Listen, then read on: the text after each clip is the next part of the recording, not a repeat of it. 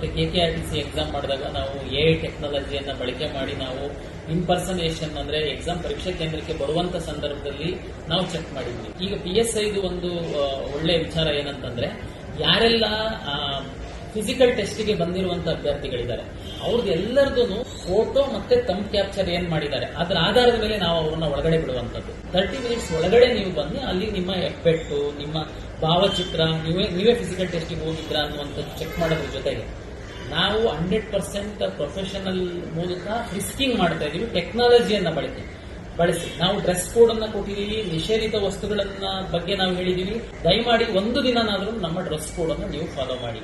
ಎರಡನೇದು 2 ಪೇಪರ್ ಇದೆ ನಿಮ್ಗೆ, ಡಿಸ್ಕ್ರಿಪ್ಟಿವ್ 50 ಮಾರ್ಕ್ಸ್ಗೆ ಮತ್ತೆ 150 ಮಾರ್ಕ್ಸ್ಗೆ ಏನು ನೀವು 2ನೇ ಪೇಪರ್ನ ನೀವು ಆಬ್ಜೆಕ್ಟಿವ್ ಟೈಪಿಂಗ್ ನೀವು ಬರೆಯುವಂತದ್ದಿದೆ.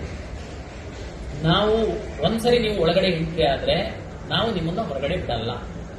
2 ಪೇಪರ್ನ ಬರೆದು ತಾವು ಹೊರಗಡೆ ಬರುವಂತದ್ದು. ಹಾಗಾಗಿ ತಾವು ಅದಕ್ಕೆ ಸಿದ್ಧರಾಗಿ ಬನ್ನಿ. 1 ಪೇಪರ್ ಆದ್ಮೇಲೆ ಅರ್ಧ ಗಂಟೆ ಗ್ಯಾಪ್ ನಾವು ಕೊಡ್ತೀವಿ, ನೀರ್ಗೀರು ಕುಡಿಬಹುದು, ಬಟ್ ಒಳಗೇನೆ ನಾವೆಲ್ಲ ವ್ಯವಸ್ಥೆಯನ್ನ ಮಾಡ್ತೀವಿ. ಆ ಪೇಪರ್ನ ಇಸ್ಕೊಂಡು ನಾವು ಆಬ್ಜೆಕ್ಟಿವ್ ಪೇಪರ್ನ ನಾವು ಕೊಡ್ತೀವಿ. ಪರೀಕ್ಷೆಯನ್ನು ನಡೆಸುವಂತದಕ್ಕೆ ನಾವು ಸಕಲ ಸಿದ್ಧತೆಯನ್ನ ಮಾಡ್ಕೊಂಡಿದೀವಿ. ಖಂಡಿತ ಪಾರದರ್ಶಕವಾಗಿ ಆಗುತ್ತೆ. ಯಾರು ಓದಿದರೆ ಆ ವಿದ್ಯಾರ್ಥಿಗಳಿಗೆ ಹುದ್ದೆ ಸಿಗುವಂತ ನಿಟ್ಟಲ್ಲಿ ನಾವು ಪ್ರಾಮಾಣಿಕವಾಗಿ ಕೆಲಸ ಮಾಡ್ತೀವಿ. 2 ವಿಚಾರನ ನಾನು ಹೇಳಲಿಕ್ಕೆ ಇಚ್ಛೆ ಪಡ್ತೀನಿ. ಕೆಲವರು ಸೋಷಿಯಲ್ ಮೀಡಿಯಾದಲ್ಲಿ ಪೋಸ್ಟ್ಪೋನ್ ಮಾಡಬೇಕು ಅಂತ ಸಹ ವಿನಂತಿಗಳನ್ನ ಮಾಡ್ತಾ ಇದ್ದಾರೆ. ದಯಮಾಡಿ ಅರ್ಥ ಮಾಡ್ಕೊಳ್ಳಿ, ಇದು ಈಗಾಗಲೇ ಪೋಸ್ಟ್ಪೋನ್ ಆಗಿ ಫಿಕ್ಸ್ ಆಗಿರುವಂತಹ ಪರೀಕ್ಷೆ. MP ಎಲೆಕ್ಷನ್ ಟೈಮಲ್ಲಿ ಫಿಕ್ಸ್ ಆಗಿತ್ತು. ಅದ್ರ ನಂತರ ಎಲೆಕ್ಷನ್ ಬಂದಿರೋ ಕಾರಣಕ್ಕೋಸ್ಕರ ಅನಿರ್ದಿಷ್ಟ ಅವಧಿಗೆ ಮುಂದೂಡಿದ್ರು.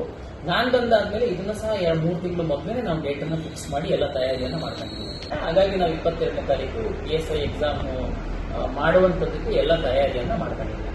ಈ ಹಿಂದೆ ಏನು ದುಷ್ಟಶಕ್ತಿಗಳು ಬೇರೆ ಬೇರೆ ಮಾರ್ಗಗಳಲ್ಲಿ ಅವರು ಅಕ್ರಮಗಳನ್ನ ಎಸಗಿದ್ರು, ಅದಕ್ಕೆಲ್ಲ ನಾವು ಕಟ್ ಮಾಡುವಂತದ್ದಕ್ಕೆ ಏನ್ ಬೇಕು ಅನ್ನುವಂಥದ್ದು ಈಗಾಗಲೇ ಟೆಕ್ನಾಲಜಿಯನ್ನ ನಾವು ಬಳಕೆ ಮಾಡ್ಕೊಂಡಿದೀವಿ, ಸೆಕ್ಯೂರಿಟಿ ಫೀಚರ್ಸ್ ನ ಹೆಚ್ಚು ಮಾಡಿದೀವಿ. ಹಾಗಾಗಿ ಯಾವುದೇ ಒಂದು ಗಾಳಿ ಸುದ್ದಿಗೆ ನೀವು ಕಿವಿ ಕೊಡಬೇಡಿ. ಯಾವುದೇ ಅಕ್ರಮ ಇಲ್ಲದೆ ಪಾರದರ್ಶಕವಾಗಿ ನಾವು ಪರೀಕ್ಷೆ ನಡೆಯುವಂತದ್ದಕ್ಕೆ ಎಲ್ಲ ರೀತಿಯ ವ್ಯವಸ್ಥೆಯನ್ನ ನಾವು ಮಾಡಿದ್ದೀವಿ.